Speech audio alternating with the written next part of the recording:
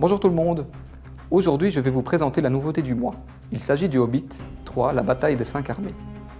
Et c'est avec un grand regret que nous allons faire nos adieux à la Terre du Milieu, Gandalf, les nains et surtout à Bilbo, notre courageux Hobbit. Maintenant que le dragon Smaug est réveillé et qui plus est en colère, plus rien ne peut l'arrêter de mettre à feu et à sang l'Acton. Qui pourra arrêter Smaug? Pendant ce temps, Thorin et les nains, accompagnés de Bilbo, ont enfin réussi à récupérer leur trésor et leur royaume. Mais le fameux trésor est convoité par les nains, les elfes, les humains, les wargs et les orques menés par le nécromancien. La bataille des 5 armées est imminente et n'en sera que plus spectaculaire. Lors de sa sortie en salle, les avis ont été fort mitigés.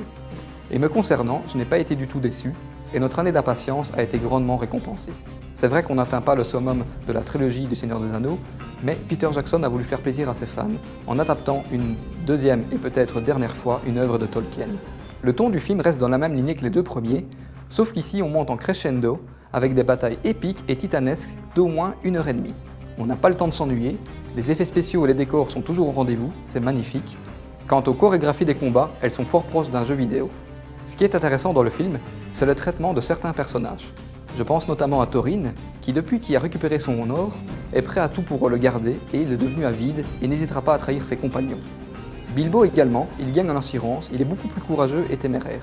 Mon personnage préféré est Bard, dont le charisme me fait fort penser à Aragorn. Ce développement de personnage permet au film de gagner en maturité, l'esprit bon enfant se dissipe pour laisser place à une conclusion plus sombre.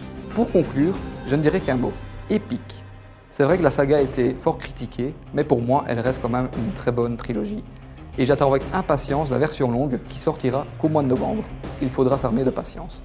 En attendant la version longue, vous pouvez retrouver le Hobbit, la bataille des 5 armées en DVD, Blu-ray et Blu-ray 3D, mais également dans une édition collector. Pour les fans, il y a aussi un coffret reprenant les 3 films, en DVD, Blu-ray et Blu-ray 3D.